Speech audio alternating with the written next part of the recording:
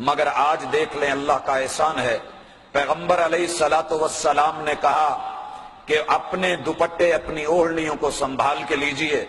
ہمارے ہاں خواتین کی 4 قسمیں ہو گئیں۔ پہلی قسم، خواتین نے دوپٹہ لینا گوارا ہی نہیں کیا، ضرورت کو محسوس ہی نہیں کیا۔ سفر ہو یا حضر ہو، گھر ہو یا باہر ہو، خوشی ہو یا غمی ہو، شادی ہو یا کوئی پارٹی ہو، ان کے ہاں دوپٹہ نظر نہیں آتا، اور اگر کبھی حسن اتفاق ہو بھی تو وہ لپیٹا ہوا، سمیٹا ہوا، تہ لگایا ہوا وہ پرس کی نظر یا ایک ہاتھ کی زینت ہوتا ہے۔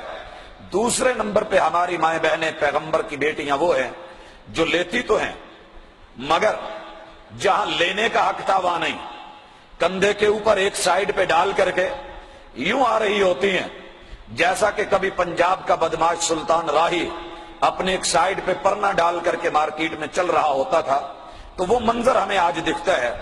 تیسرے نمبر پہ جو سر پہ رکھتی ہیں، رکھنے والی وہ اتنا باریک ہوتا ہے کہ لیے ہوئے میں اور نہ لیے ہوئے میں کوئی فرق نظر نہیں آتا۔ کاسیات عاریات، محبوب علیہ الصلوۃ والسلام نے کہا تھا اللہ رب العزت نے لعنتیں برسائی ہے ایسی خاتون کے اوپر کہ جو پہننے والی بھی ہے لیکن ننگی بھی ہے، لوگوں کی نظروں میں اور اپنے خیال میں لباس پہن کے آئی ہے لیکن وہ ننگی ہے۔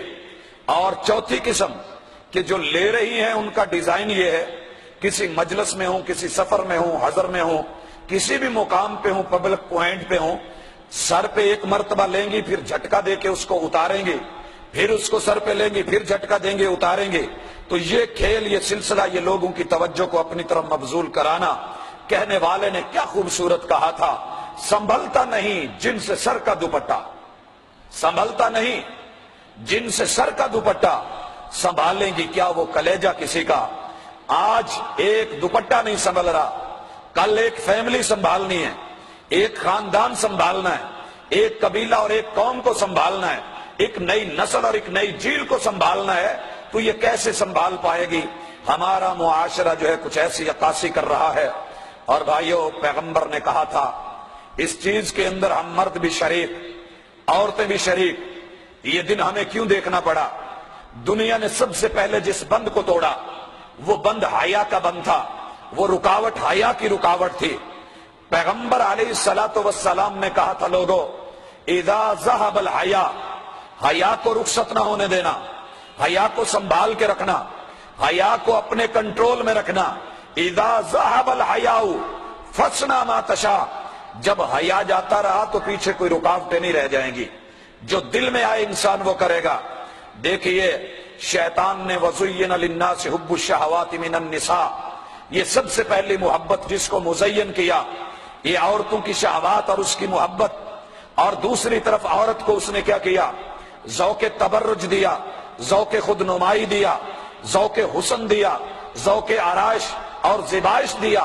اس کو گھنٹوں جو ہے کہاں بٹھایا؟ آئینے کے سامنے، آئینے کے سامنے بٹھا کر کے اس کو بنا سنوار کر کے بیوٹی پارلروں میں لے آ کر کے ایک شاپنگ کرنے کے لیے بازار میں جانا ہے، اتنا لمبا چوڑا وقت لگا کر کے پھر بازار میں لاتا ہے، اور ادھر حاجی صاحب کاؤنٹر پہ بیٹھے ہوتے ہیں اور ان کا جو ہے نیچے سے ٹھوڑی کو ہلا کے کہتا ہے حضرت اب بھی نہ دیکھو تو آپ کی بدبختی ہے، یہ دیکھنے کی چیز ہے، اسے بار بار دیکھ۔ اور پھر دیکھنے والا اسے بہت دور تک دیکھتا جاتا ہے۔ کون ہے؟ حوا کی بیٹی ہے، کون ہے؟ محمد صلی اللہ علیہ وسلم کی بیٹی ہے، کون ہے؟ مسلمانوں کی عورت ہے، کون ہے؟ یہ کسی مسلمان کی ماں ہے، کون ہے؟ کسی مسلمان کی بہن ہے، کون ہے؟ کسی مسلمان کی بیوی ہے اور کسی مسلمان کی بہو ہے۔ اللہ اکبر! ذوق تبرج آیا، ذوق بے حجابی صرف چہرے کی حد پر اگر آتا میں مان لیتا، لیکن جب ذوق تبرج آئے، ذوق نمایاں پن آئے اور اس کا شوق بے حجابی آئے تو چہرے سے نہیں، سب سے پہلے آغاز ہوتا ہے نقاب اٹھتا ہے، اور پھر جھکی ہوئی نگاہیں آہستہ آہستہ بلند ہو جاتی ہیں، اور پھر لباس تنگ اور ٹائٹ ہونا شروع ہوتا ہے، پھر اسی طرح اس میں کانٹ اور قطر اور تخفیف شروع ہوتی ہے، گلے کھلنے لگتے ہیں، بازو اوپر کو چڑھنے لگتے ہیں، شلواریں اٹھنے لگتی ہیں، دھیرے دھیرے حیا اٹھتا ہے، پھر ذوق آرائش اور شوق نمائش زیب و زینت بننے سنورنے اور زیبائش پہ امادہ کرتی ہے، پھر حسن بے باک ہوتا ہے تاکہ لوگ شوق